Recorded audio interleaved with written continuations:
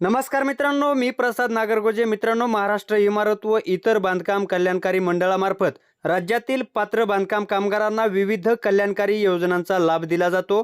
नोंदणीकृत बांधकाम कामगारांना मोफत सेफ्टी किट, मोफत भांडे संच, कामगाराच्या पहिल्या विवाहासाठी अनुदान, कामगाराच्या मुलीच्या विवाहासाठी अनुदान, सुरक्षा विमा, मध्यान्ह भोजन, शिक्षणाचा खर्च अशा सर्व योजनांचा लाभ नोंदणीकृत बांधकाम कामगारांना दिला जातो. आणि मित्रांनो, तुम्हाला देखील या सर्व योजनांचा लाभ घेता येऊ शकतो. त्यासाठी तुमची या कल्याणकारी मंडळामध्ये बांधकाम कामगार म्हणून नोंद झालेली असावी लागते. आणि याच महाराष्ट्र इमारत व इतर बांधकाम कामगार कल्याणकारी मंडळामध्ये आपण आपली नोंद कशा पद्धतीने करू शकतो ते पण घरबसल्या आपल्या मोबाईलच्या माध्यमातून याची संपूर्ण सविस्तर माहिती आपण या व्हिडिओमध्ये पाहणार आहोत. त्यासाठी हा व्हिडिओ थोडा मोठा होईल, मात्र हा व्हिडिओ शेवटपर्यंत नक्की पहा. तुमच्यासाठी खूप महत्त्वाचा हा व्हिडिओ असणार आहे.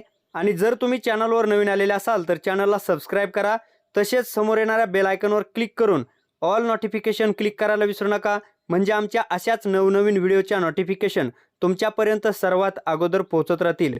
तर चला मित्रांनो, बांधकाम कामगाराची नवीन नोंदणी कशी करायची याच्या संदर्भातली सविस्तर माहिती पाहायला आपण सुरुवात करूया. मित्रांनो, बांधकाम कामगाराची नोंद आपल्या मोबाईलवरून करण्यासाठी आपल्या मोबाईलमध्ये गुगल किंवा क्रोम ब्राउझर ओपन करा आणि गुगलच्या सर्च बारमध्ये mahabocw.in असं टाईप करून सर्च करा. मित्रांनो, ही लिंक मी डिस्क्रिप्शनमध्ये सुद्धा दिलेली आहे. डिस्क्रिप्शनमध्ये दिलेल्या लिंकवरती क्लिक करून तुम्ही डायरेक्ट या पेजवरती येऊ शकता. मित्रांनो, या पेजवरती आल्यानंतर अशा पद्धतीचं हे पेज तुमच्यासमोर ओपन झालेलं असेल. महाराष्ट्र इमारत व इतर बांधकाम कामगार कल्याणकारी मंडळाचं हे ऑफिशियल पोर्टल आहे. मित्रांनो, या पोर्टलवरती आल्याच्यानंतर या पोर्टलवरती विविध प्रकारचे ऑप्शन तुम्हाला अशा पद्धतीने दिसून येतील. यातील सर्वात पहिलं ऑप्शन कंस्ट्रक्शन वर्कर रजिस्ट्रेशन या ऑप्शनवरती आपल्याला क्लिक करायचं आहे. त्यानंतर मित्रांनो, अशा पद्धतीचा पॉपअप विंडो तुमच्यासमोर ओपन झालेला असेल. या ठिकाणी एक सूचना देण्यात आलेली आहे, पहा. जर तुम्ही कल्याणमध्ये काम करत असाल तर कृपया कल्याण हे तुमचे जवळचे WFC स्थान म्हणून निवडा, किंवा तुम्ही इचलकरंजीमध्ये काम करत असाल तर कृपया इचलकरंजी हे तुमचे जवळचे WFC स्थान म्हणून निवडा. याचा अर्थ तुम्ही ज्या जिल्ह्यामध्ये काम करताय तो जिल्हा तुमचा या ठिकाणी WFC स्थान म्हणून निवडायचा आहे. या ठिकाणी खाली ऑप्शन दिलेला आहे, पहा, जवळचे WFC स्थान निवडा. या ठिकाणी क्लिक केल्याच्या नंतर महाराष्ट्र राज्यातील संपूर्ण WFC ऑफिस असणाऱ्या जिल्ह्यांची नावं येतील. यातून तुमचा कोणता जिल्हा आहे हे निवडून घ्यायचं आहे. तुमचं जवळचं WFC स्थान या ठिकाणी निवडून घ्यायचं आहे. त्यानंतर मित्रांनो, खाली आपला आधार नंबर टाकायचा आहे आणि मोबाईल नंबर टाकायचा आहे. मित्रांनो, तुमच्या जवळचं WFC स्थान, आधार नंबर आणि मोबाईल नंबर टाकल्याच्यानंतर प्रोसीड टू फॉर्म या बटनवरती क्लिक करा. तर मित्रांनो, पुढे तुमच्यासमोर अशा पद्धतीचा हा फॉर्म ओपन झालेला असेल. आता हा फॉर्म व्यवस्थितरित्या तुम्हाला फिल करायचा आहे. सर्वात पहिल्यांदा तुमचं पहिलं नाव या ठिकाणी तुम्हाला टाकायचं आहे. पहिलं नाव टाकल्याच्यानंतर जर महिलेचा अर्ज असेल तर या ठिकाणी पतीचं नाव टाकायचं आहे. पुरुषाचा अर्ज असेल तर वडिलांचं नाव टाकायचं आहे. आणि तिसऱ्या नंबरला तुमचं आडनाव टाकायचं आहे. मित्रांनो, हा फॉर्म तुम्हाला इंग्लिशमध्ये भरायचा आहे. तुम्ही इंग्लिशमध्ये फॉर्म भरल्याच्या नंतर तुम्ही भरलेली माहिती या ठिकाणी तुमचं नाव, तुमचं आडनाव या ठिकाणी ट्रान्सलेट करून खाली मराठीमध्ये सुद्धा येईल. त्यानंतर मित्रांनो, खाली तुम्हाला जेंडर सिलेक्ट करायचं आहे. तुम्ही स्त्री आहात किंवा पुरुष आहात. तुमचा आधार क्रमांक या ठिकाणी आपोआपच घेतलेला असेल. त्यानंतर तुम्हाला तुमचं मॅरिटल स्टेटस म्हणजेच तुम्ही अविवाहित आहात किंवा विवाहित आहात ही माहिती या ठिकाणी भरायची आहे.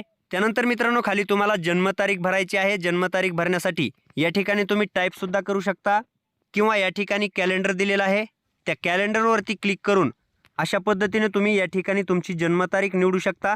मित्रांनो, जन्मतारीख तुमची टाकल्यानंतर या ठिकाणी तुमचं वय किती आहे हे आपोआप कॅल्क्युलेट केलं जाईल. त्यानंतर या ठिकाणी तुम्हाला कास्ट कॅटेगरी निवडायची आहे. तुम्ही जनरल आहात, NT आहात, OBC आहात, SC किंवा ST आहात. तुमची कास्ट कॅटेगरी या ठिकाणी निवडून घ्या. तुमचा मोबाईल नंबर हा आपोआप या ठिकाणी आलेला असेल. आता मित्रांनो, ही संपूर्ण माहिती भरल्याच्या नंतर या ठिकाणी तुम्हाला आधार कार्डनुसार पत्ता फिल करायचा आहे. तुमच्या आधार कार्डवरती तुमचा जसा ॲड्रेस आहे तसा ॲड्रेस या ठिकाणी तुम्ही टाकून घ्या. सर्वात पहिल्यांदा तुमचा जर घर क्रमांक असेल किंवा इमारत क्रमांक असेल तर या ठिकाणी टाकून घ्या. तुमच्या आधार कार्डवरती एखाद्या रस्त्याचा उल्लेख असेल तर तुम्ही या ठिकाणी टाकून घ्या. त्यानंतर तुमचं गाव, तुमची सिटी, तुमचं शहर, अशा पद्धतीने ही संपूर्ण माहिती तुम्ही फिल करून घ्या. त्यानंतर या ठिकाणी तुमचा जिल्हा निवडा. जिल्हा निवडल्यानंतर पुढे तालुका निवडण्यासाठी ऑप्शन आलेला आहे. तुमचा तालुका या ठिकाणी निवडून घ्या. त्यानंतर तुमचा पोस्ट ऑफिसचं ठिकाण या ठिकाणी निवडून घ्यायचं आहे. या ठिकाणाहून तुमचं पोस्ट ऑफिस निवडून घ्या.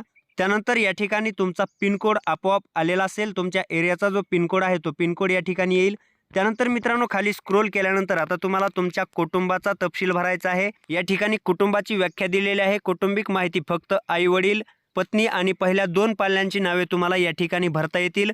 तर मित्रांनो ही माहिती कशी भरायची आहे पहा। ज्या लाभार्थ्याचं तुम्ही आता नोंदणी करताय त्याचे संपूर्ण डिटेल या ठिकाणी आपोआप फिल करून दिले जातील। आता या ठिकाणी समोर पहा, संपूर्ण माहिती या ठिकाणी आपोआप भरलेली आहे। या ठिकाणी तुमचं नाव, आडनाव, तुमची जन्मतारीख, तुमचं वय, तुमचं रिलेशन, या ठिकाणी सेल्फ म्हणजेच अर्ज भरणारा स्वतः, या ठिकाणी आपोआपच माहिती फिल झालेली आहे। तुमचा आधार क्रमांक आलेला आहे। प्रोफेशन म्हणजे तुमचा व्यवसाय काय आहे, जर तुम्हाला या ठिकाणी टाकायचं असेल तर तुम्ही टाकू शकता। या ठिकाणी तुम्ही व्यवसाय नाही टाकला तरी चालेल। या ठिकाणी आता तुम्हाला एज्युकेशनच्या ठिकाणी तुमचं शिक्षण किती झालेलं आहे ही माहिती निवडायची आहे। या ठिकाणी पाहू शकता शिक्षणामध्ये पहिली ते पोस्ट ग्रॅज्युएट पर्यंत माहिती देण्यात आलेली आहे। तुमचं किती शिक्षण झालेलं आहे या ठिकाणी तुम्ही सिलेक्ट करून घ्या।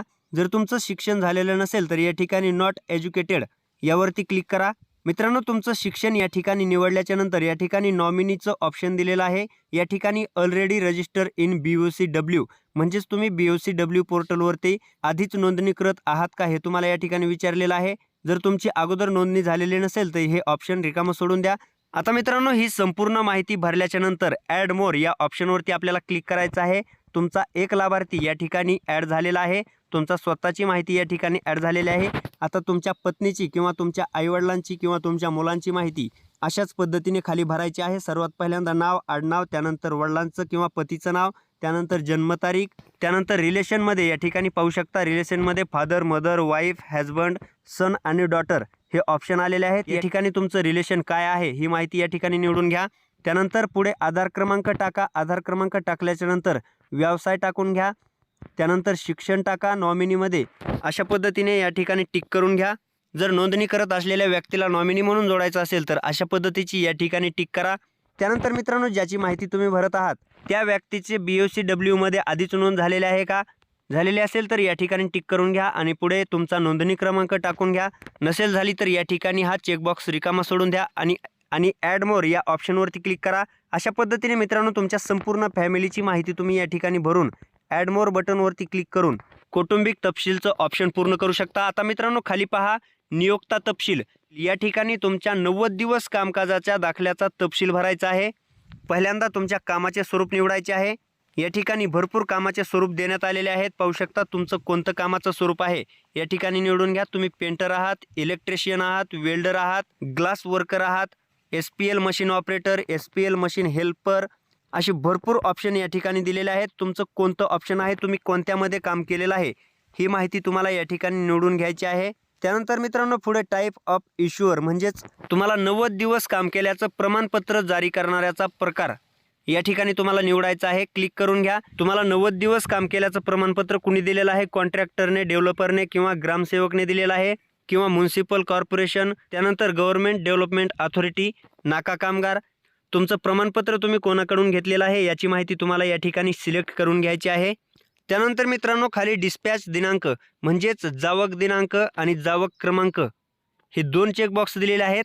आता मित्रांनो हा जावक दिनांक आणि जावक क्रमांक तुम्हाला कुठून भरायचा आहे, तर तुमचं 90 दिवसाचं काम केल्याचं जे प्रमाणपत्र असते तुमचा जावक दिनांक आणि जावक क्रमांक तुमच्या इश्युअरच्या माध्यमातून दिलेला असतो आणि तो जावक दिनांक आणि क्रमांक या ठिकाणी तुम्हाला फिल करायचा आहे। आता मित्रांनो माझं प्रमाणपत्र हे ग्रामसेवक कडून मी घेतलेलं आहे। त्याच्यासाठी या ठिकाणी ग्रामपंचायतीचे नाव, ग्रामपंचायतीचा जिल्हा आणि ग्रामपंचायतीचा तालुका हे ऑप्शन माझ्या समोर आलेलं आहे। या ठिकाणी मला माहिती भरावी लागणार आहे। तुम्ही जर कॉन्ट्रॅक्टर कडून घेतलेला असेल तर त्याची माहिती तुम्हाला या ठिकाणी भरायची आहे। मित्रांनो या ठिकाणी ही माहिती भरल्याच्या नंतर सपोर्टिंग डॉक्युमेंट म्हणजेच समर्थन दस्तऐवज या ठिकाणी सपोर्टिंग डॉक्युमेंट आपल्याला जोडायचे आहेत। मित्रांनो या ठिकाणी आपल्याला सर्वात पहिल्यांदा अर्जदाराचा फोटो अपलोड करायचा आहे, त्यानंतर अर्जदाराचं आधार कार्ड अपलोड करायचं आहे आणि 90 दिवस काम केल्याचं प्रमाणपत्र या ठिकाणी अपलोड करायचं आहे। आता मित्रांनो हे डॉक्युमेंट अपलोड करत असताना या डॉक्युमेंटची साईज ही 2 MB पेक्षा कमी असली पाहिजे। 2 MB पेक्षा जास्त साईज असेल तर या ठिकाणी हे डॉक्युमेंट तुम्हाला अपलोड करता येणार नाही। मित्रांनो लाभार्थ्याचा फोटो अशा पद्धतीने अपलोड केल्याच्या नंतर साईटला येईल। त्यानंतर या ठिकाणी पाहू शकता ॲप्लिकेंट थंब प्रिंट, अर्जदाराच्या अंगठ्याचे ठसे घेण्यासाठी या ठिकाणी ऑप्शन आलेला आहे। मित्रांनो सध्या तर तुम्हाला हे ठसे घेण्याची गरज नाही, मात्र पुढील काळामध्ये हे ऑप्शन सुरू केलं जाणार आहे। त्यानंतर मित्रांनो तुमचं आधार कार्ड सुद्धा तुम्हाला अशाच पद्धतीने अपलोड करायचं आहे। या ठिकाणी अपलोडवरती क्लिक केल्याच्या नंतर तुमच्या मीडिया पिकर फाईलमध्ये ज्या ठिकाणी तुमचं आधार कार्ड आहे त्या ठिकाणी तुमचं आधार कार्ड शोधून तुम्ही या ठिकाणी अपलोड करा. त्यानंतर 90 दिवसाचं प्रमाणपत्र सुद्धा तुम्ही अशाच पद्धतीने अपलोड करू शकता. मित्रांनो, संपूर्ण डॉक्युमेंट तुम्ही अपलोड करून घेतल्याच्या नंतर या ठिकाणी पाहू शकता, मी याद्वारे असे जाहीर करतो किंवा करते की वरील सर्व माहिती माझ्या व्यक्तिगत माहिती व समजुतीनुसार खरी आहे. दिलेली माहिती खोटी असल्याचे आढळून आल्यास भारतीय दंड किंवा संबंधित कायद्यानुसार माझ्यावर खटला भरला जाईल. त्यानुसार मी शिक्षेस पात्र राहीन याची मला पूर्ण जाणीव आहे. या सेल्फ डिक्लेरेशनवरती तुम्हाला या ठिकाणी टिक करायचे आहे. टिक केल्याच्या नंतर मित्रांनो, पुढे पाहू शकता सेव्ह बटन दिलेलं आहे. या सेव्ह बटनवरती तुम्हाला क्लिक करायचं आहे. मित्रांनो, सेव्ह बटनवरती क्लिक केल्याच्या नंतर तुमच्या नोंदणीकृत मोबाईल नंबरवरती एक OTP पाठवला जाईल. तो आलेला OTP तुम्हाला OTPच्या ऑप्शनच्या ठिकाणी टाकायचा आहे आणि व्हेरीफाय OTP बटनवरती क्लिक करायचं आहे. मित्रांनो, सेव्ह बटनवरती क्लिक केल्याच्या नंतर अशा पद्धतीने तुमचा अर्ज सबमिट केला जाईल. तुमचा फॉर्म सबमिट झाल्याच्या नंतर या ठिकाणी तुमचा पावती नंबर सुद्धा येईल. मित्रांनो, हा मेसेज मी सिक्युरिटीसाठी ब्लर करून ठेवलेला आहे. आणि मित्रांनो, या ठिकाणी अशी माहिती सुद्धा देण्यात आलेली आहे, पुढील प्रक्रियासाठी आपल्याला SMS द्वारे कळवलं जाईल. म्हणजेच तुमच्या मोबाईल नंबरवरती सुद्धा एक मेसेज येईल आणि त्या मेसेजमध्ये सुद्धा हा अर्ज पावती क्रमांक असेल. तर मित्रांनो, अशा पद्धतीने तुम्ही घरबसल्या तुमच्या मोबाईलच्या माध्यमातून बांधकाम कामगार कल्याणकारी महामंडळामध्ये तुमची नोंदणी करू शकता आणि बांधकाम कामगार कल्याणकारी महामंडळाच्या विविध योजनांचा लाभ घेण्यासाठी तुम्ही तयार होऊ शकता. तर मित्रांनो, अशा प्रकारची महत्त्वाची माहिती होती. जर तुम्हाला मी दिलेली माहिती आवडली असेल तर माझ्या या व्हिडिओला एक लाईक नक्की करा. तसेच तुमच्या जास्तीत जास्त मित्रांपर्यंत हा व्हिडिओ शेअर करायला विसरू नका. धन्यवाद. जय हिंद, जय महाराष्ट्र.